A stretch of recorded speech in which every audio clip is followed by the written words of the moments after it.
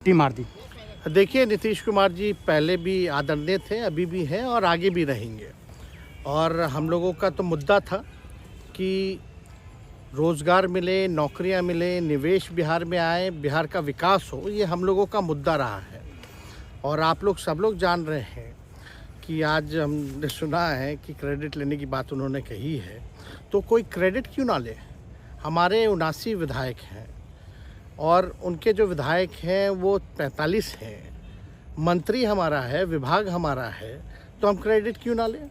और यही मुख्यमंत्री जी जो 2020 के चुनाव में कहते थे कहाँ से पैसा लाएगा, कहाँ से नौकरी देगा, तो हमने, आपको पता होगा कि हमारी जो सरकार बनी थी इनके नेतृत्व में, वो 9 अगस्त 2022 में बनी थी और 15 अगस्त को मुख्यमंत्री जी ने ऐलान किया था। ये किसका विजन था, ये किसकी सोच थी।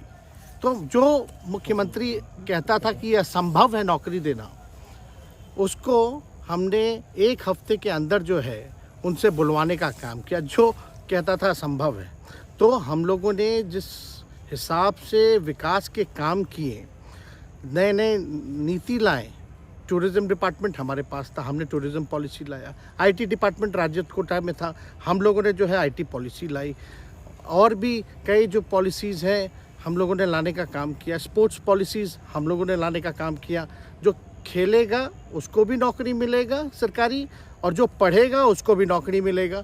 शिक्षा विभाग किसका था, राष्ट्रीय जनता दल के पास था। हमारे मंत्रियों ने लगातार जो है नौकरियां देने का काम किया।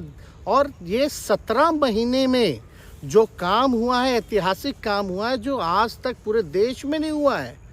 और ये भाजपा और नीतीश जी की तो सरकार 17 साल भी रहे, तो 17 साल बनाम 17 महीने जो काम हुआ, एक विभाग में वर्ल्ड रिकॉर्ड बनाने का काम किया। एक विभाग ने एक दिन जो है 70 दिनों के अंदर जो है 2 लाख से भी ऊपर जो है हम लोगों ने नियुक्तियां पत्र वितरण करने का काम किया। ये ऐतिहासिक काम है, किसी भी राज्य में नहीं हुआ। और अब तक हम लोगों की सरकार ने लगभग जो है, जो गवर्नर ने भी जो स्पीच दिया अभी 26 जनवरी को, तो 3.5 लाख से ऊपर की बात कही उन्होंने, नौकरियां दिया। तो किसके राज्य में हुआ, किसका विजन था।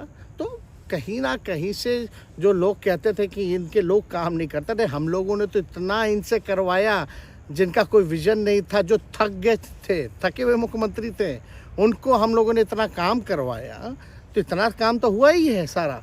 और आप लोग सब लोग जानते हैं कि जो भी बातें ये कह रहे हैं इनको खुद भी नहीं पता। हालांकि हम कोई व्यक्तिगत टिप्पणी नहीं करना चाहते हैं, और हम इतना अपने लोगों को आश्वस्त करते हैं कि ना हम में गुस्सा है, ना हम में नाराज़गी है।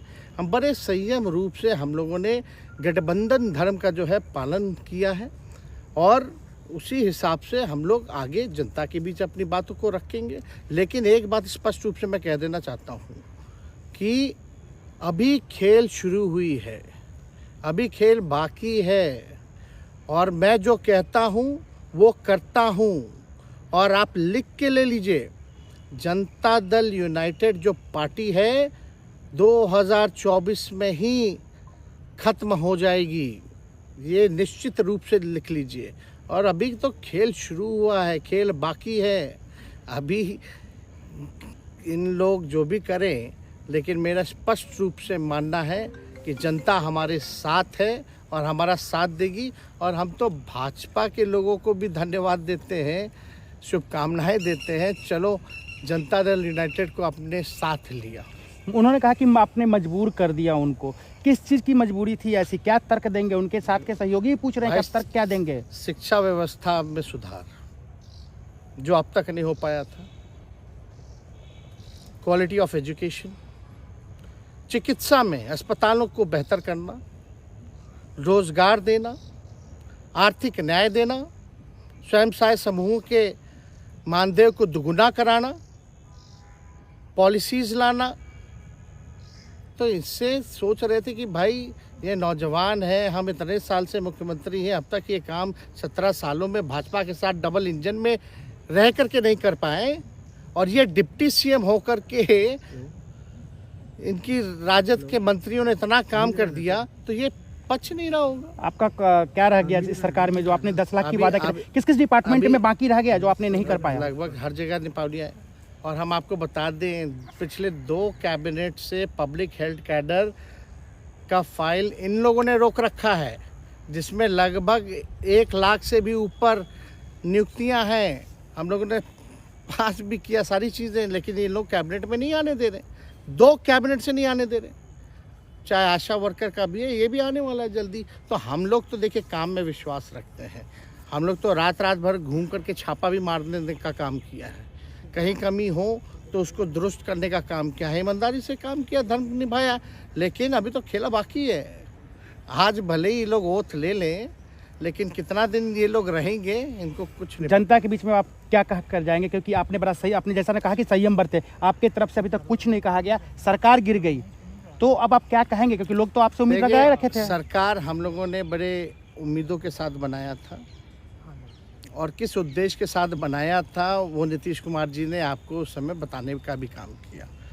ये गए हैं, इन्होंने इसकी हत्या की है, तो जनता इसका जवाब देगी। सम्राट चौधरी सर पे मुरेठा बांध के घूम रहे थे कि इनको अब देखिए अब इस पे क्या टिप्पणी, पुरानी बातें नहीं, काम की बात होनी चाहिए। कौन क्या कहता था, ये क्या हुआ नहीं हुआ, अब ये तो सारा इतिहास है।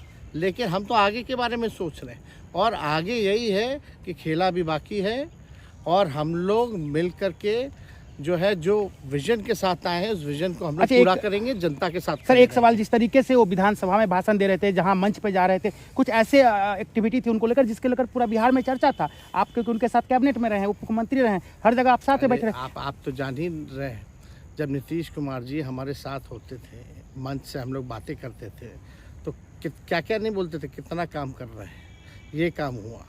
आज तक कभी नियुक्ति पत्र किसी सरकारों, बिहार सरकार ने नीतीश कुमार जी को बांटते हुए देखे थे क्या? हम आए तब ना बंटवाना शुरू किए, उसके बाद ना भारत सरकार बांटना शुरू किया। कोई ये सब भूलता है कोई? बीजेपी को क्या कहेंगे? बीजेपी ने कहा शुभकामना है बीजेपी के लोगों को, बीजेपी के लोगों को शुभकामना। इससे ज़्यादा भी हम, इंडिया गठबंधन आपका टूक खत्म हो गया एक तरह से। अरे इंडिया गठबंधन मजबूत है, ठीक है, जो होता है अच्छे के लिए होता है। उन्होंने कहा था कि हम मर जाएंगे, दोबारा बीजेपी के साथ नहीं जाएंगे, लेकिन एक बार फिर से वो पलटी मार दिए। पूरा देश पूछ रहा है। इस पे क्या बोलना, ज़्यादा हमको नहीं कहना, इसमें जवाब जनता देगी।